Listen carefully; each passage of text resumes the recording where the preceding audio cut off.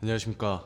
오늘은 상체 전반적인 그냥 보조 운동들을 좀 다뤄보려고 합니다. 일단 이번 주는 디로딩을 좀 진행을 하는 주고요. 그래서 뭐 디로딩을 할 때 보통 일주일을 푹 쉬는 경우도 있고, 내가 다루던 중량에서 한 70%, 80%로 낮춘 다음에 가볍게 운동을 진행을 하는 경우도 있고요. 아니면 뭐 메인 운동을 빼고 보조 운동으로 진행을 하는 경우도 있는데, 저는 한 7일 중에 5일을 조금 푹 쉬었고, 이제 다음 주 운동을 하기 전에 이제 디로딩을 끝내고 이제 다시 운동을 시작하는 주가 들어가기 전에 가볍게 몸이 얼마나 좀 회복이 됐는지 그런 체크를 할 겸 몸도 다시 깨워주는 시간을 좀 가져보려고 합니다. 그래서 오늘은 상체 전반적인 운동을 좀 진행을 할 건데, 메인 운동을 좀 진행하지는 않을 거고요. 보조 운동이죠. 보조 운동들을 조금 가볍게 진행을 할 거고, 다루던 중량에서 한 20kg씩만 조금 빼서 진행을 조금 할 겁니다. 그래서 첫 번째 종목은 정지 벤치프레스를 조금 진행을 할 거고, 가볍게 한 100kg로 한 4-5개 해서 한 4세트 3세트 정도 진행을 해보겠습니다. 앞에 몸은 다 풀어놨고 이제 본 세트를 들어갈 차례여서 일단 첫 번째 세트 한번 진행을 해보도록 하겠습니다.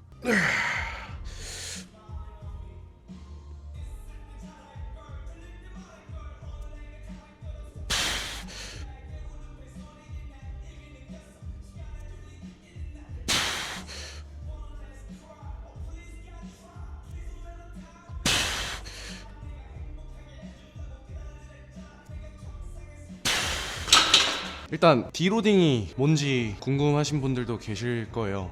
네, 디로딩이 이제 저희가 운동을 계속 하잖아요. 운동을 계속 하면 이제 우리가 운동을 하는 목적이 몸이 좋아지고 싶어서 운동을 한단 말이에요. 근데 무게가 야금야금 오르든 개수가 야금야금 오르든 이렇게 매번 세션에서 내 한계를 자꾸 돌파하려는 노력을 하다 보면 부상 위험도 좀 생길 수 있고요. 중추신경계도 조금 많이 지칠 수 있어요. 이제 그렇게 운동을 하다 보면 내가 메인으로 다루는 운동의 중량들이 한 2주에서 3주 정도 정체가 되거나, 정체가 되는 거는 오케이인데 이제 이 피로도에 의해서 개수가 떨어진다거나 아니면 중량이 떨어진다거나 이런 불상사가 발생을 합니다. 그러면 좀 문제가 있다라는 얘기예요. 근데 우리가 영양도 문제가 없고 수면도 문제가 없고 운동도 그래도 체계적으로 잘 하고 있었다면, 이 떨어지는 거에서는 피로도의 문제가 가장 크다라고 생각을 하거든요. 이제 그런 일들이 발생을 할 때 피로도와 신경계의 피로도, 이것들을 조금 낮춰주는 기간이라고 생각을 하시면 좋을 것 같아요. 한 일주일 정도 쉬어주면서. 근데 아까도 말씀드렸다시피 이 방법은 보통 3가지가 있습니다. 그냥 일주일 전체를 통으로 쉬어주시는 분들도 계시고요. 아니면 메인 운동을 좀 제외하고 보조 운동으로 구성을 해서 조금 가볍게 펌핑감만 주는 경우도 있고요. 뭐 세 번째는 매일매일 운동을 하진 않지만 격일로 가볍게 메인 운동을 자기가 다루던 중량의 한 70% 80%로 줄여서 펌핑감만 주는 경우도 있고요. 뭐 테크닉 연습을 하는 경우도 있고요. 뭐 그렇게 진행을 하는데, 사실 이게 모두가 필요하다라고 생각은 하지 않습니다. 이게 이론적으로는 6에서 8주 정도 운동을 하고 1주 정도 쉬어주는 게 맞다라고 얘기는 하지만, 이 이론이 무조건 맞다라고 생각은 하진 않거든요. 저도 올해 4월부터 11월 말까지죠, 12월 첫 번째 주까지 디로딩을 한 번도 가져간 적이 없어요. 시즌이 끝나고 일주일을 쉬라고 했는데 이 형이, 근데 이 모두가 몸이 좋아지고 싶은 욕심이 있잖아요. 저는 이번 시즌 개발려서 왔고, 이 그런 악바리와 분노 때문에 쉬지 않고 그냥 계속 달렸습니다. 그냥 매주 잘 PR을 계속 갱신을 해왔고, 그런 상황에서 이 디로딩이 들어가기 전주도 똑같이 PR이 또 기록이 갱신이 됐거든요. 근데 이제는 약간 안 쉬면 다칠 수도 있겠다라는 생각도 조금 들었고, 피로도도 너무 강해서 강제로 조금 한 주 정도 디로딩을 가져가면서 휴식을 하는 거고요. 그래서 다음 주 운동 들어가기 전에 가볍게 컨디션 체크용으로 가볍게 운동을 하는 겁니다.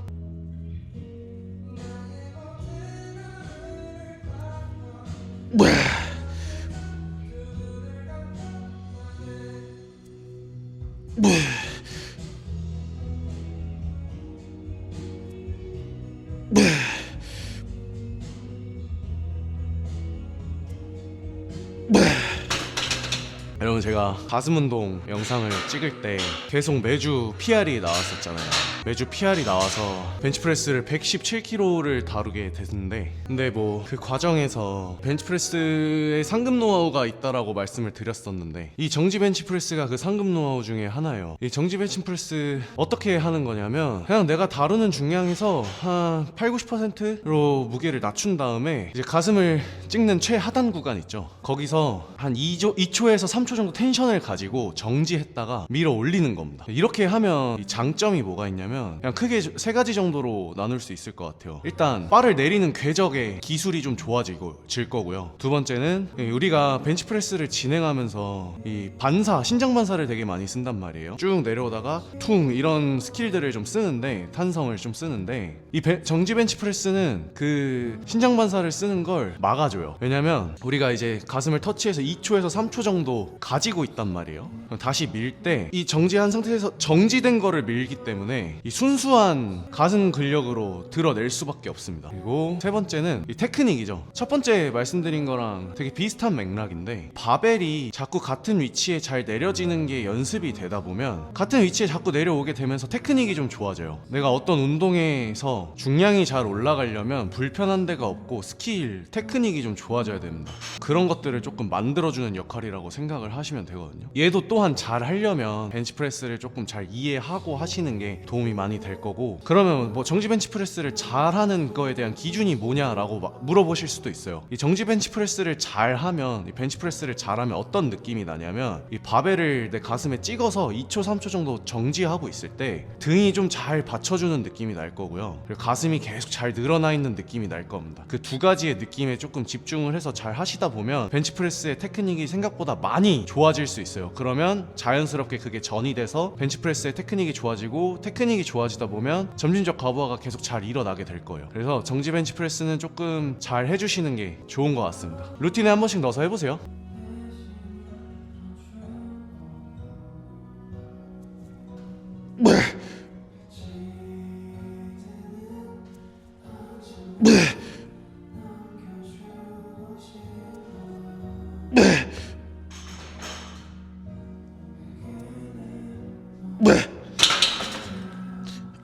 여러분, 이게 운동의 다양성이 운동 종목의 다양성이 될 수도 있는데, 운동의 패턴의 다양성이 될 수도 있어요. 그러니까 우리가 다양성을 논할 때 꼭 종목 가지고만 다양성을 논하면 할 수 있는 게 되게 한정적으로 바뀌거든요. 근데 이 벤치프레스 하나만 가지고 패턴의 다양성을 가져가면 노멀한 벤치프레스가 될 수도 있고요, 템포 벤치프레스가 될 수도 있고요, 지금처럼 정지 벤치프레스가 될 수도 있고요, 아니면 진짜 이 익스텐션 패턴 말고 IAP 벤치프레스가 될 수도 있어요. 이렇게 운동의 다양성을 얘기할 때 꼭 운동 종목만 가지고 다양성을 논하지 마시고, 패턴을 가지고 다양성을 논하신다면 엄청나게 많은 운동에 도움이 될 거라고 생각을 합니다. 이제 우리가 벤치프레스를 잘하고 싶으면 벤치프레스를 조금 많이 해주면 좋은데, 이 벤치프레스를 많이 해주면 좀 좋다라는 얘기가 꼭 그냥 그 노멀한 벤치프레스만 많이 한다고 해서 느는 게 절대 아니에요. 이 패턴을 조금 다양하게 가져가면서 많은 도움을 받을 수 있습니다. 그것도 또한 벤치프레스를 많이 하는 거라고 생각을 하거든요. 그래서 이 벤치프레스나 뭐 어떤 운동이든 다양성을 가져가실 때 패턴의 다양성도 한번 챙겨보시는 걸 추천드립니다.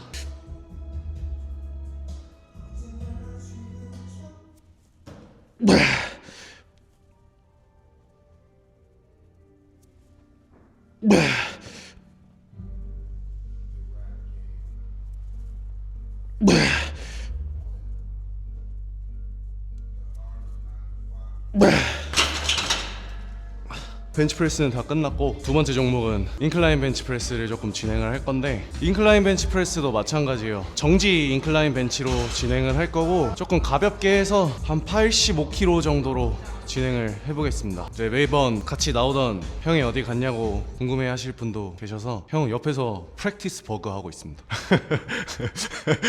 이번 주는 형도 좀 디로딩 하시는 주간이기도 하고, 그래서 이번 주는 저 혼자 그냥 가볍게 운동을 할 겸 찍는 거고요. 다음 영상부터는 형이 다시 돌아오니까 조금만 기다려 주시고 여러분, 근데 이게 운동도 결국 스킬이거든요. 그래서 생각보다 연습을 많이 해야 돼요. 매번 전력을 다하면 좋겠지만 저희 같은 내추럴 찐따들은 이 호르몬이 받쳐주지를 않기 때문에 쉬어줘야 돼요. 근데 이 매 세션 무조건 그래서 풀 전력을 달릴 수가 없습니다. 그래서 이 프랙티스 버그라고 연습을 하면서 가볍게 조금 내가 다루던 중량의 한 80%로 조금 연습을 해주는 그런 세션도 조금 필요해요. 그래서 절대 무리하게 매번 달리지 않길 바라겠습니다. 네.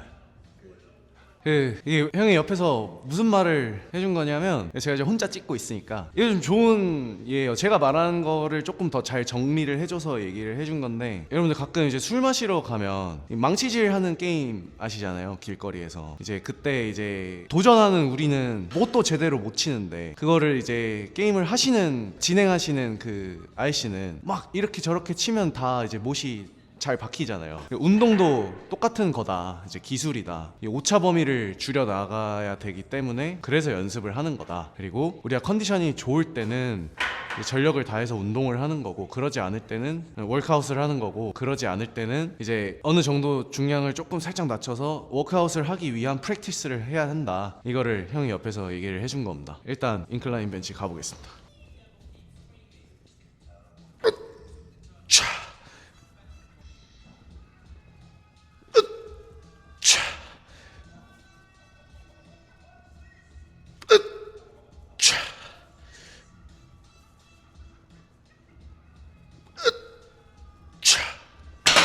인클라인 벤치도 똑같습니다. 하단에서 텐션을 잘 형성해서 2에서 3초 정도 정지를 했다가 그러고 밀어 올려주면 되고요. 이 인클라인 벤치 할 때 생각보다 어깨가 불편하시다고 말씀하시는 분들도 계시는데, 뭐 이게 내가 압도적으로 팔이 너무 기신 분들이 분명히 계실 거예요. 그분들은 조금 불편할 수도 있어요. 프레스라는 동작 자체가. 근데 이렇게 했을 때 충분히 주먹이 내 가슴 옆에 온다라고, 오는데 불편함이 없다라고 느끼신다면 이 바벨이 누르는 길을 조금 잘 느껴보셨으면 좋겠습니다. 그러면 이 생각보다 이 바벨이 쭉 내려오는 길을 따라서 잘 내려오면 어깨 불편함 없이 윗가슴에 잘 타격이 올 거거든요. 뭐 이걸 어떻게 내회전 외회전 이런 것보다 자연스러운 움직임, 이 무게가 바벨이 나를 누르는 그 길을 잘 찾아서 내려오시면 불편함이 없을 겁니다. 생각보다. 두 번째 세트.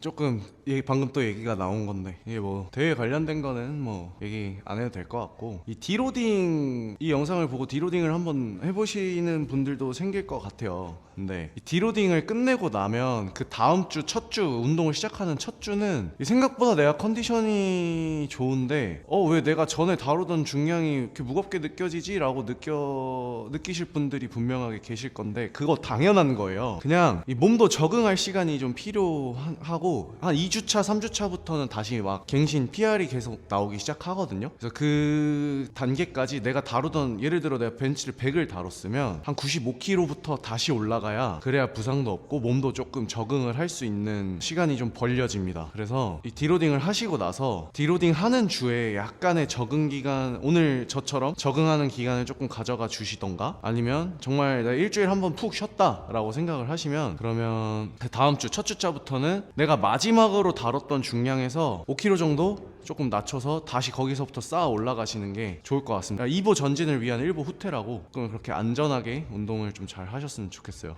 자, 인클라인도 이거 마지막으로 하고 가슴은 마무리 해보겠습니다.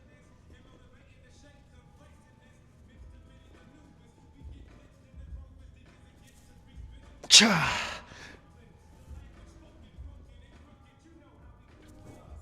자,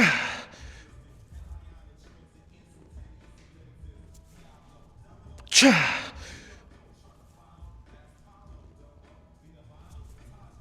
자. 힘들어.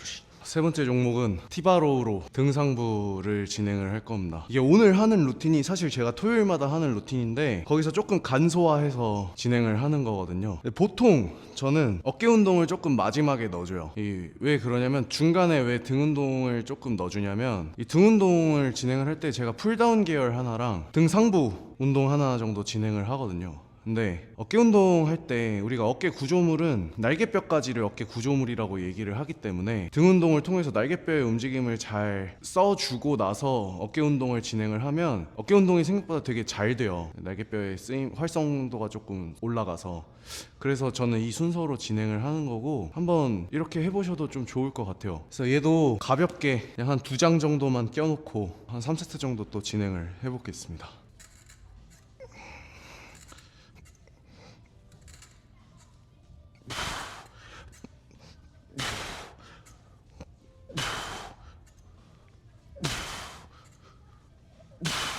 스트랩을 좀 끼고 이제 본 세트를 좀 진행을 해볼게요.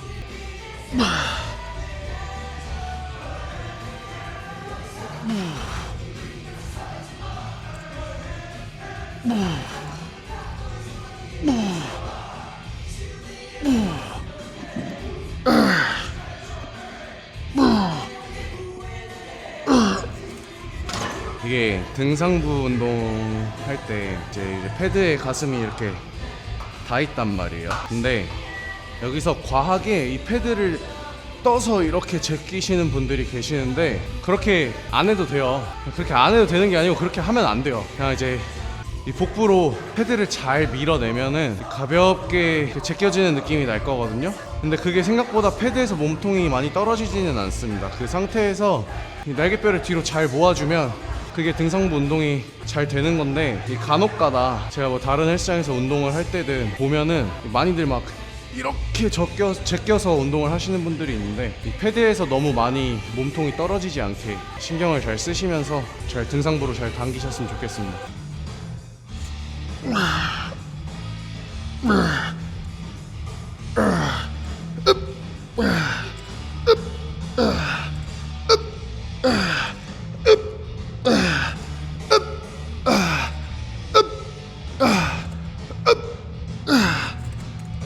이게 혼자 찍을 때 PD가 있으면 이제 PD님이 질문도 해주고 그러면서 말이 좀 왔다 갔다 할 것 같은데 저는 PD가 없이 혼자 하는 학구 유튜버이기 때문에 혼자 뭐라고 떠들기가 쉽지가 않아요. 뭔 말을 해야 될지도 모르겠고 그래도 안 할 수는 없으니까 열심히 해보겠습니다. 세 번째 세트.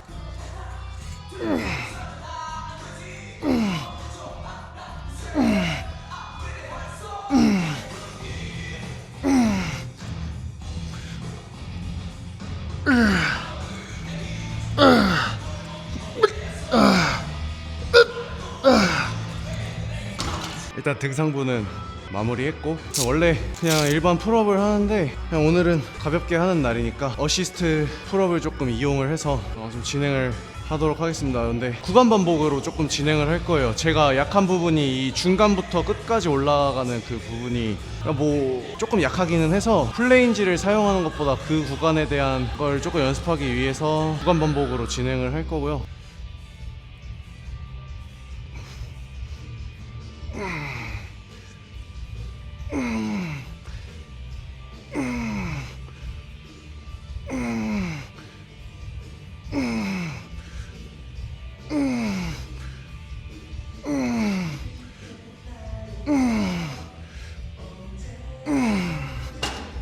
일주일 만에 운동하니까 힘드네요. 저는 등 운동은 뭐 랩풀다운도 되게 좋고 풀다운 계열에서 말씀드리는 겁니다. 이 풀다운 계열에서 뭐 랩풀다운도 좋고 다 좋은데 저는 일단 등이 좋아지려면 풀업을 조금 못 하시는 분들은 풀업을 할 수 있게 되고 풀업을 조금 많이 해주시는 게 등 발달에 좋다고 생각합니다. 개인적으로 풀업은 등 운동의 끝판 중에 하나라고 생각을 해서 풀업이 잘 안 되신다면 꼭 풀업을 할 수 있게 도전을 계속 하시면서 풀업을 좀 완성을 하시고요. 풀업이 가능하신 분들은 풀업의 빈도를 조금 늘려서 개수도 조금 많이 늘리고 나아가서는 중량 풀업도 가능할 수 있는 그런 상태를 만들어 내시는 게 등 발달에 많이 도움이 될 거라고 생각을 합니다.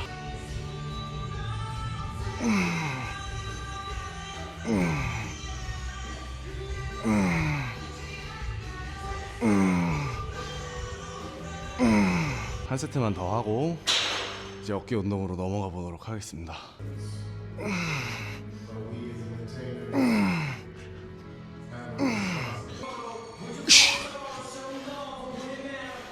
옆에 렉에서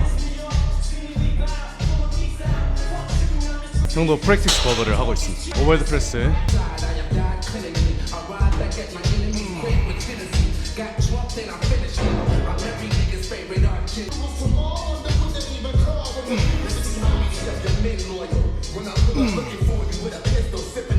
오버헤드 프레스도 가볍게 다루던 중량에서 한 20kg 정도 낮춰서 가볍게 한 4-5개 해서 한 3-4세트 정도 진행을 해볼게요.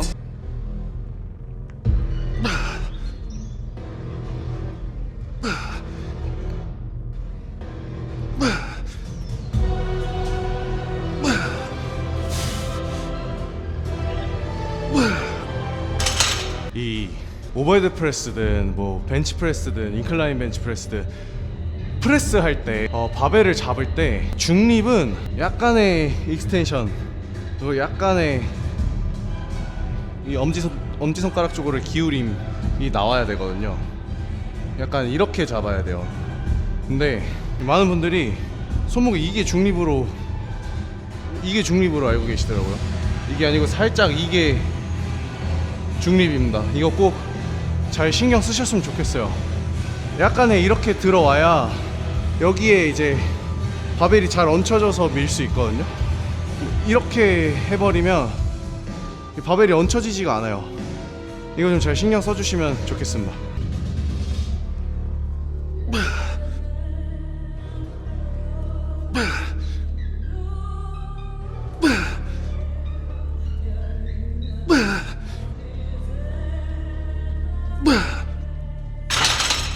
그래서 이 움직임이 잘 일어나지 않으시는 분들은 손목 운동을 좀 잘 해서 손목의 움직임을 좀 잘 살려놓고 그러고 바벨을 잘 잡으시면 손목을 다칠 일이 많이 없으실 거예요. 그래서 이제 마지막 세트 해보겠습니다.